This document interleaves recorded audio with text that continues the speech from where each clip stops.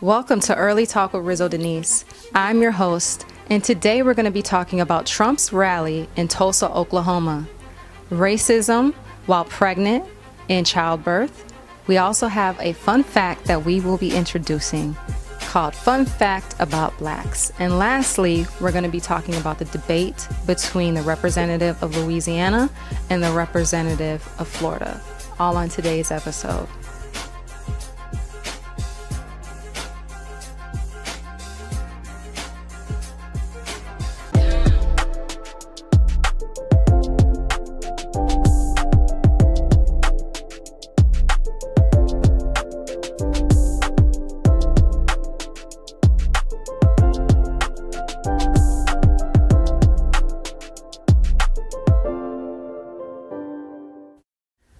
Trump originally wanted to have his rally on June 19th in Tulsa, Oklahoma, the day that is observed by individuals as Juneteenth. After talking to his black friends, he later decided to change the date to June 20th. What was the reason for Trump to pick Juneteenth? Why did he pick Tulsa, Oklahoma? What happened on Juneteenth? And how were they symbolic?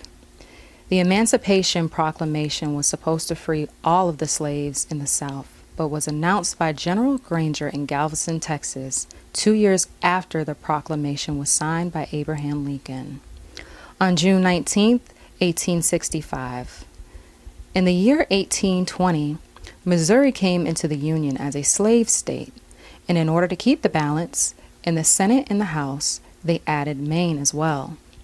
They drew a line across the map that exclude slavery from any point north of parallel 3630 along the southern border of Missouri. One of the slave states included was Oklahoma. Fast forward into 1921. Greenwood District in Tulsa, Oklahoma. It flourished, and the copper-colored people developed 13 churches, their own bus line, a hospital, 2 theaters, 3 drugstores, a hotel, a public library, and 2 high schools.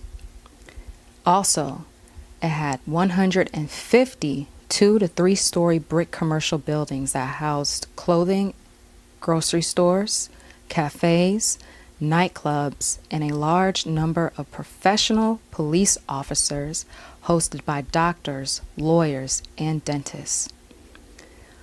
The brutal aftermath of the Black Wall Street was said to have killed over 6,000 innocent Black Americans, but there's been conflict over the actual number.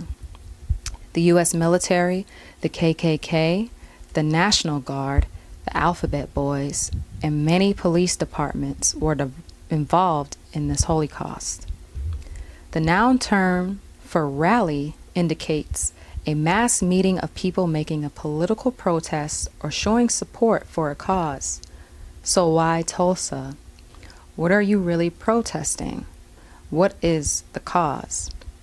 There's always whistleblowing and underlying intentions. 40 years ago, just after the GOP convention, Ronald Reagan visited Philadelphia, Mississippi, where 16 years earlier, 3 civil rights activists were murdered. Reagan explained his support for states' rights to oppose civil rights. He stated, quote, "I believe in states' rights," end quote. Alec DeBrow wrote in TomPlan.com, quote, "Domestically, Reagan opposed every legislative remedy for African Americans, betraying a meanness spirit and an open racism," end quote. And in 1966, he ran for governor by California, promising to wipe the Fair Housing Act off the books. Quote, "If an individual wants to discriminate against Negroes or others in selling their rental houses, he has every right to do so," end quote by Ronald Reagan. My question is when has Donald Trump's intentions ever really been good? You know, and that's a legitimate question. You know what I mean? And right. And I just feel like, you know, going back to Reagan ran on the platform "Make America Great Again." And Exactly. you know, and it just shows you that people don't link the two together because people have a short history. I mean, a short memory. And Trump is like the guy that goes out there and states what he wants to do, not really strategy behind it. He's not used to the political terms. Reagan was used to the political terms. He had served as governor of California. So he knew how to be smart about the policies that he wanted to put forth. And Reagan's policies really hurt the middle class. It really hurt black people in this country. And it really hurt poor white people. And if people want to point to some of the reason why today's money struggles are the way it is, it's because of Ronald Reagan. He didn't care about the crack cocaine era. He did nothing at all, didn't lift a hand or nothing. And as far as Wall Street is that's how Wall Street really started to make an impact in people's life. And Wall Street kind of destroyed a lot of people's lives. And Ronald Reagan, it was during Ronald Reagan's time in office. It was also an assist with the Christian right, the evangelicals. Now, I'm not saying that evangelicals are racist, but I am saying that they supported racist policies. They may not have known that, but his policies were to oppress. And if you just go back to what last you said about Ronald Reagan supporting the states, what did he say? He said something about states' rights. Well, that term, where's that term from? It's from slavery. That time in America, when you talk about states' rights, has everything to do with slavery. So when you hear that term in American politics today, just remember where that term comes from. We'll be right back after these messages. Hey everybody, this is Rizzo Denise. Be sure to go on to Amazon.com and get your copy of Wrath of a Scorn Pass. See you there.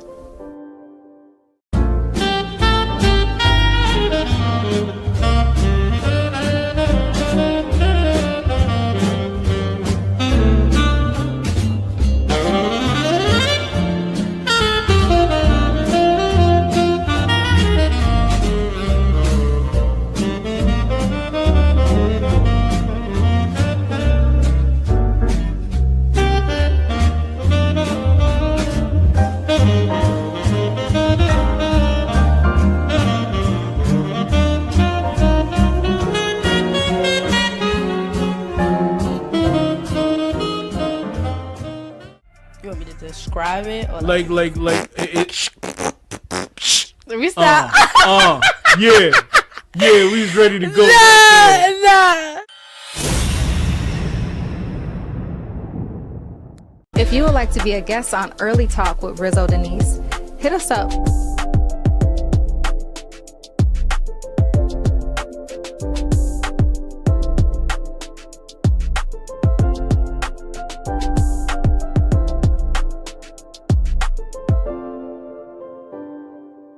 Next. So I had intended to get up here and talk about how racist Robert E. Lee was, but I'm gonna talk about you, Connie. Sitting over there shopping while we talking about Robert E. Lee. This is a picture of you shopping while we talking about racism and history in this country. Only white members of this board got up while we were up here talking too, because you don't give a damn, and it's clear. But I'm gonna tell you what the slaves, my ancestors, said about Robert E. Lee, since you don't know history, sister. Let me tell you that they said when he got the plantation, after he got off the field where 27,000 people died at Gettysburg, Connie, Robert E. Lee was a brutal slave master. Not only did when he whooped the slaves, he said, lay it on them hard. After he said, lay it on them hard, he said, put brine on them so it'll burn them. That's what Robert E. Lee did. And you set your arrogant self in here and sit on there shopping while the pain and the hurt of the people of this community is on display, because you don't give a damn and you should resign. You should have resigned 2 years ago when you choked a white man in his house. You should have resigned 2 weeks ago when you got on TV and said foolishness. And you should walk out of here and resign and never come back, because you are the example of racism in this community. You are horrible. Now to the rest of the board. You have an obligation to the people of this community. And 81% of them are black. And do you need a Klan rally outside, Mr. Goday, before you end it? Because holding it up means that you put that building in jeopardy. You do, sir. Because all over the country, they burning stuff down. And black folks in this city have stood with protesters. I ain't seen you elected officials out there with them, making sure that nothing goes south in Baton Rouge. It's been folks in this community who give a damn, not just when it's comfortable, but every time. And 4 years ago, we came down here. Mr. Drake, they say you're a good man. Be a good man. Black folks say you're a good man. White folks say you're a good man. Your legacy is attached to tonight, brother. Your legacy. Now, let me say to the black members of the board, it's the most solidarity I've seen out of y'all in forever. Let's keep it at. Let's stand on this moving forward. Because we don't need to apologize for Connie, Evelyn. She showed you who she was when she was sitting next to you while you were talking shopping. You don't need another example. Now, when do we as Baton Rouge stop being in 1856? If you want to name the building after somebody, how about PBS Pinchback, the first black governor of the state of Louisiana, when he was governor during Reconstruction? You want another name? Oscar Dunn, who was the lieutenant governor of the state of Louisiana in the 1860s, that gave the right for Darius Landis and Don Collins and Evelyn Ware Jackson and Tremel Howard to get here. You want to name it after somebody from Reconstruction? Name it after the people who fought for abolition of slavery. If you want to name it after somebody, honor the right people, the people who are on the right side of history. But it's your ancestor that the school is named after. So you're holding on to your heritage. But we built this joint for free. And we've done begging you to do what's right. Thank you, sir. Next.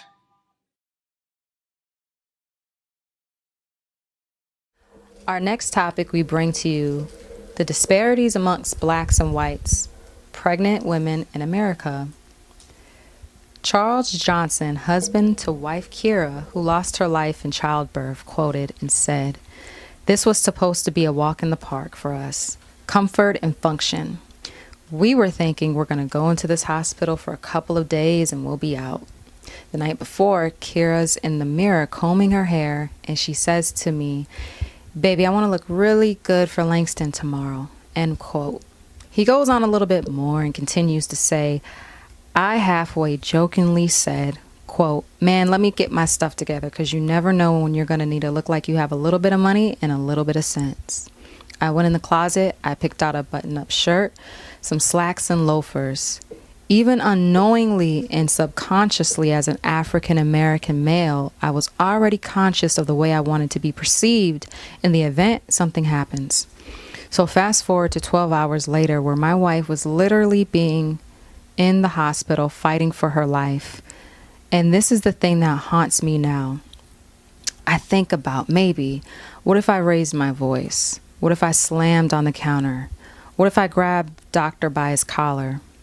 But the entire time, I was also thinking,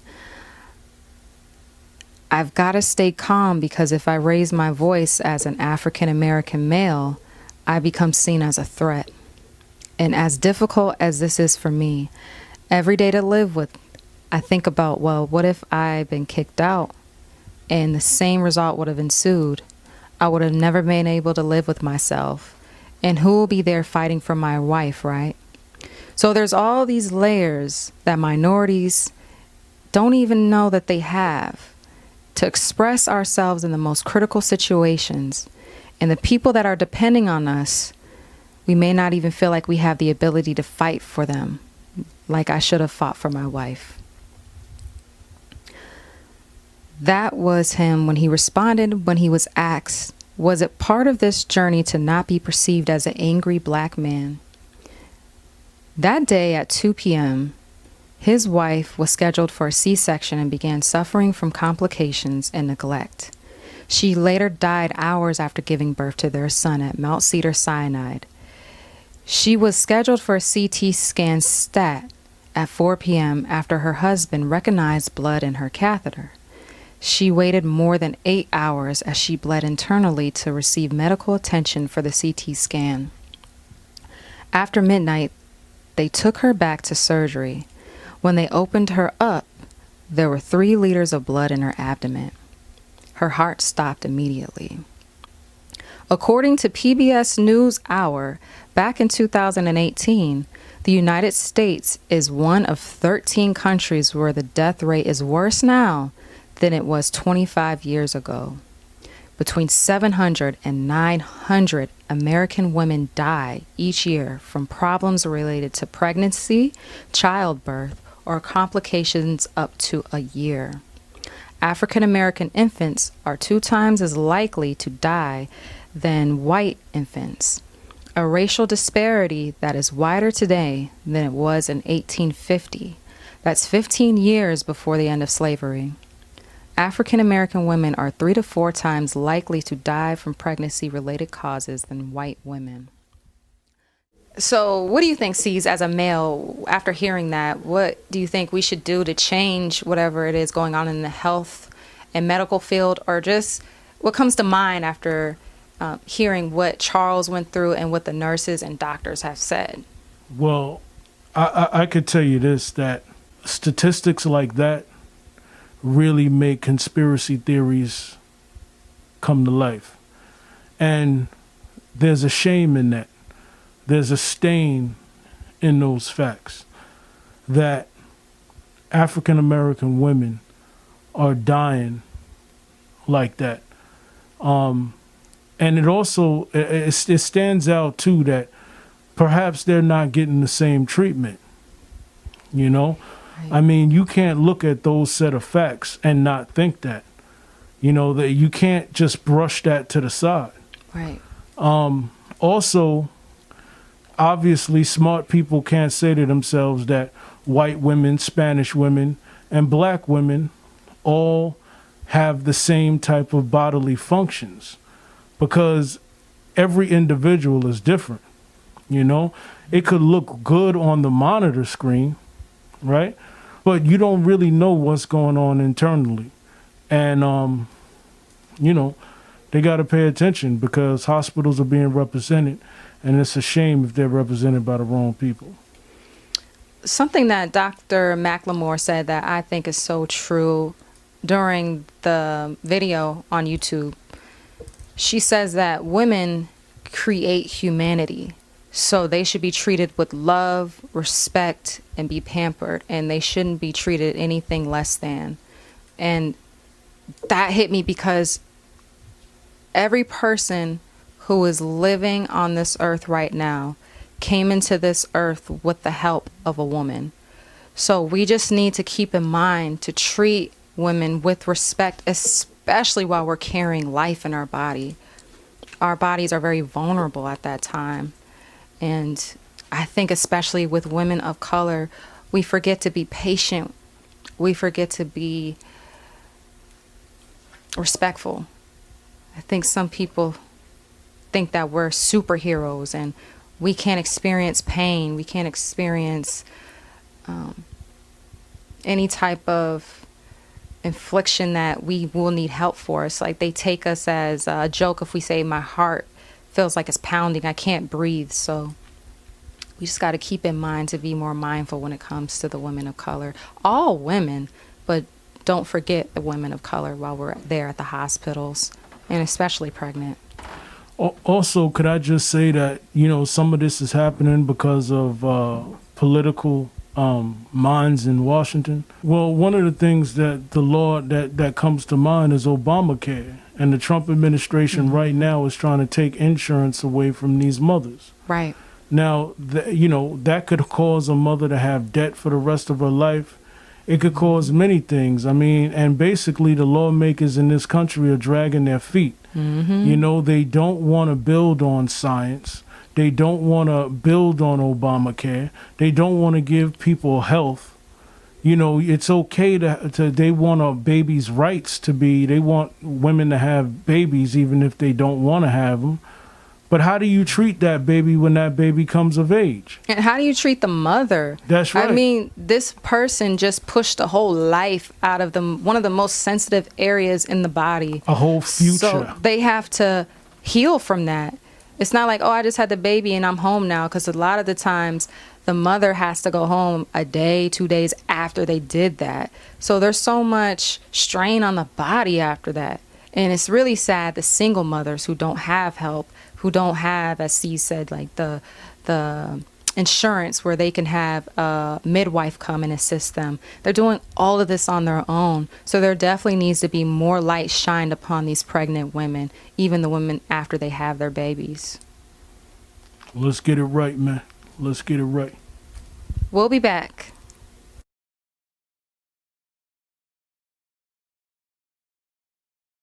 If you would like to be a guest on Early Talk with Rizzo Denise, hit us up.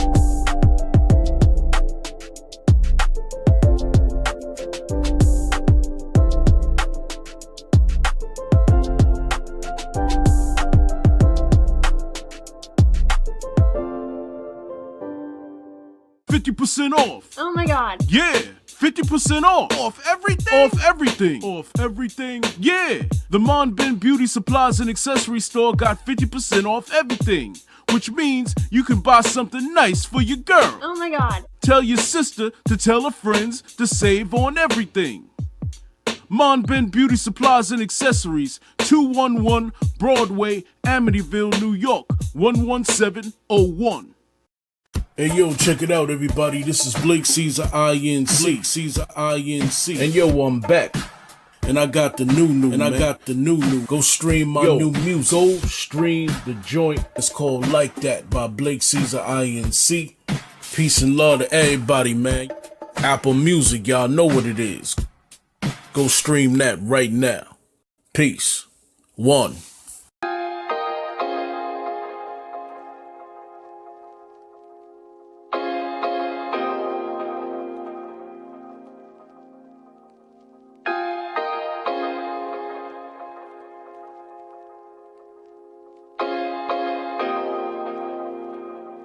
So special.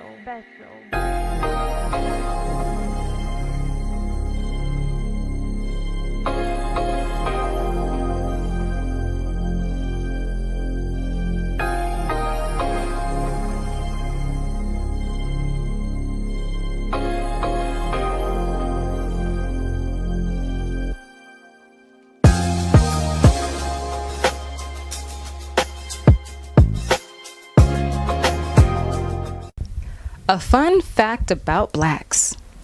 The inventor of building with hewn stone. He was an astronomer, philosopher, poet, and physician. He was recorded in history as the world's first physician, a title that was later bestowed upon a Greek named Hippocrates, who was actually born approximately 2,000 years later. During his lifetime, Imhotep was granted many titles, among them Chancellor of the King of Lower Kemet, the first after the king of Upper Kemet, high priest of Heliopolis, and the administrator of the Great Palace, just to name a few. He was later referred to as Asclepius, the god of medicine, by the Greeks, the world's first multi-genius, Imhotep. Imhotep's brilliance superseded the minds of those around him, and the ones who know of this intelligent man still speak of him to this day.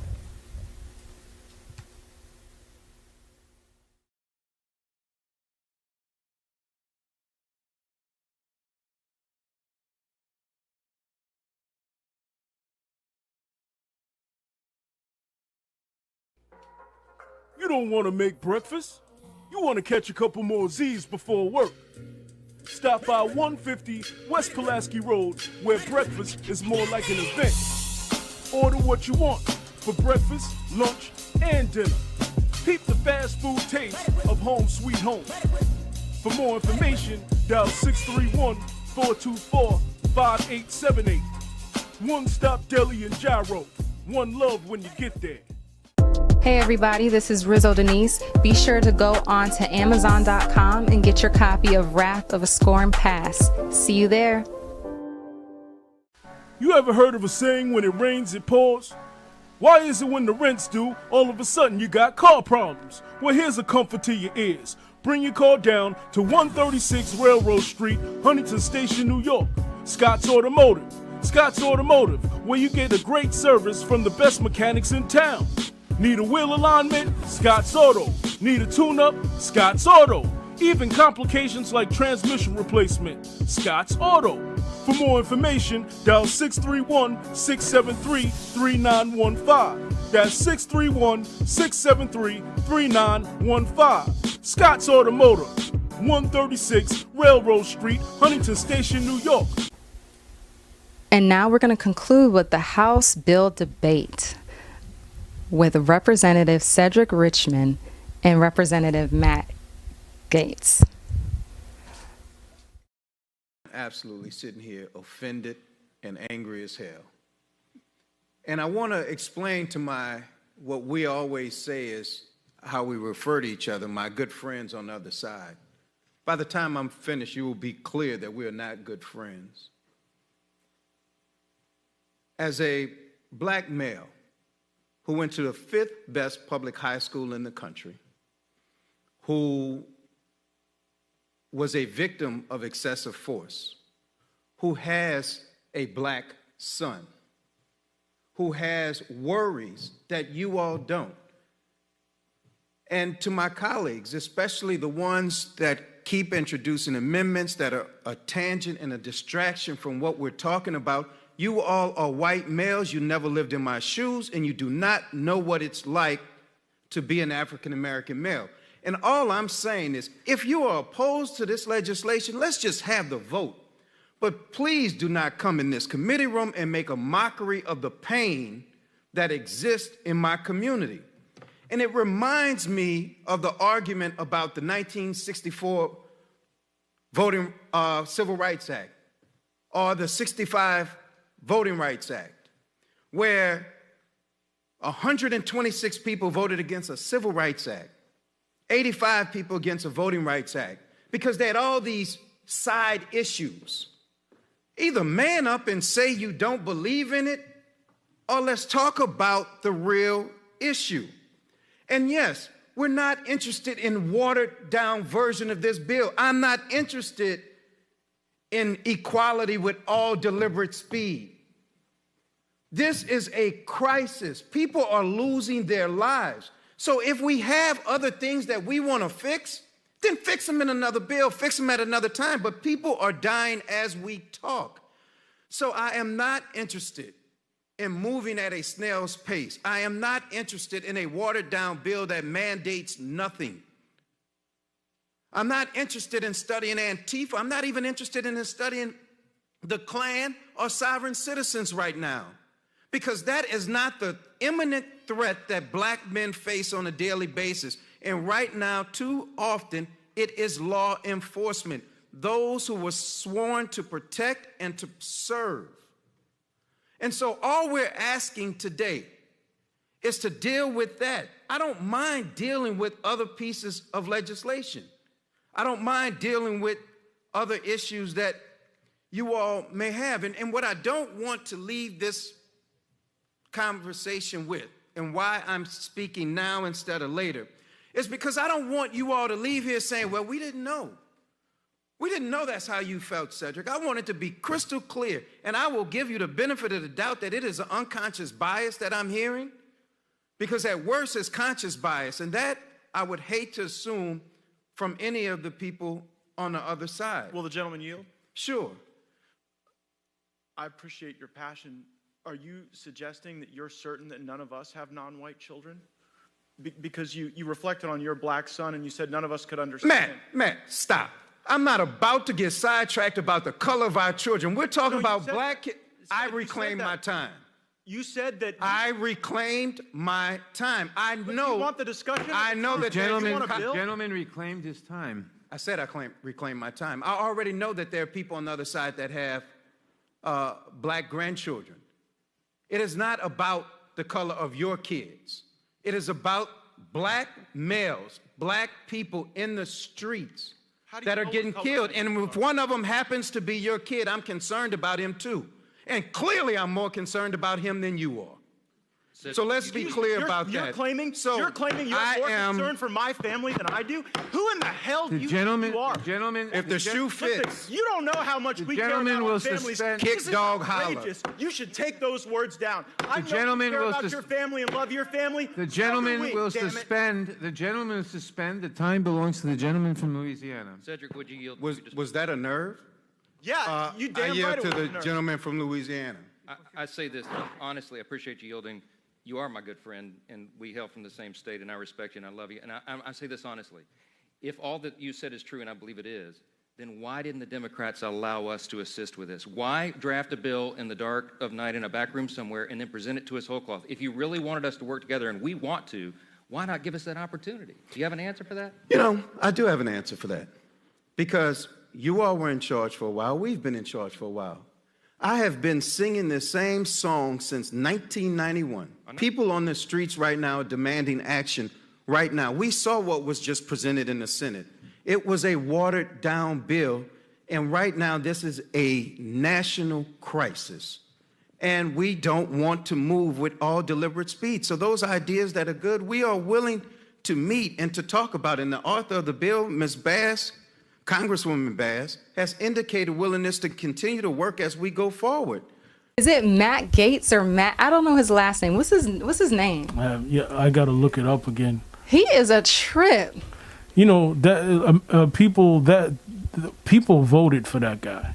He reminds me of like that sorority boys still just mad that his parents didn't buy him the Mercedes, instead they gave him the Ferrari. He just always has something to complain about. He seems so mad. Why are you so mad? Like, how do you be banging? How is he banging the pencil up against the microphone while other grown people are speaking? Like, that's something that kids do where you got to reach in the back and be like, stop that, boy.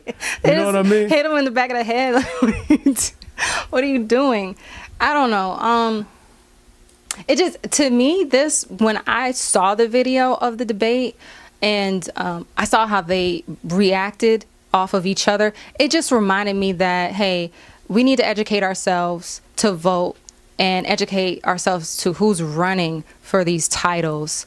I think that it is part of our ignorance why he's in that office. The ones who knew that he was running, they voted for him. So we can't really get too mad unless we didn't vote or we didn't use our voice to vote for someone against this man, because he just was doing the most. He's always doing the most. And not only that, we're paying tax dollars for him to do what he was just doing. Right.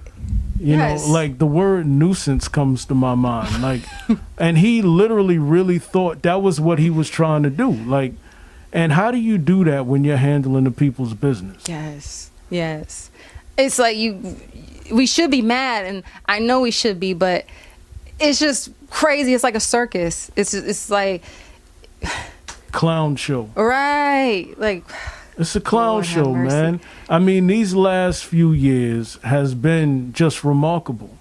To see all of these representatives to be clowning and not wanting to say anything bad against Trump, you know, is remarkable. You know, so you know what? People should just start banging the pencil up against the microphones until that man is out of there. I don't know. It's sad. I will say, I'm not glad he did it, but since I was able to witness it, I was like, okay, let me see who's running this year, because I don't know how Florida's going to do it with him in the office still. He's been a representative since 2017, from what I saw online. And the representative of Louisiana, Cedric Richmond, has been a representative since 2011. So it just shows the credentials of these men both. And the one who represents Louisiana, he had that experience, and he had every right to feel the way he felt, because it was true. It's like every time someone brings a bill to try to pass in the House that is a legit bill that helps stop police brutality or injustice that's inflicted upon African Americans, you always have somebody in there trying to interrupt that. And I think that now that it's been going on for so long, people are very upset, and they want to get their voice across. They're not sugarcoating it. They're not trying to sound professional. It's like, this is it, and I'm tired, and it is what it is. So if you don't want to pass it, let's do that and stop playing these games. I mean, the fact that they're debating on whether or not somebody can be choked or not, and the U.S. Senate, Mitch McConnell doesn't want to pass the bill. The Democrats already passed the bill out of the House. So they're ready to go. All they need now is for the Senate to pass the bill, and Mitch McConnell won't pass it. Or he's just trying to come up with an excuse. And then don't come up with an excuse as to why. Just, like he said, be a man and just say no. All this back and forth of what about my life and what about the ones who have kids of color too? We don't. What's that got to do with exactly, anything? Exactly. Ladies and gentlemen, that's your tax dollars at work. Do something about it. This concludes Early Talk with Rizzo Denise. I'm your host, and we will see you next time.